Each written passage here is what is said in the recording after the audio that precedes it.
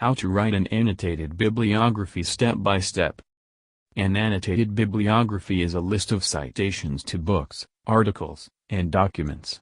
Each citation is followed by a brief, usually about 150 words, descriptive and evaluative paragraph, the annotation.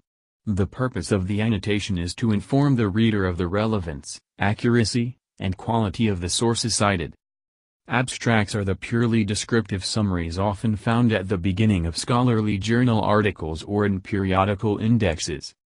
Steps to creating an annotated bibliography. 1. Locate and record citations of peer-reviewed articles and scholarly books and e-books that may contain useful information and ideas on your topic. Briefly examine and review the actual items. Then choose those works that provide a variety of perspectives on your topic. 2.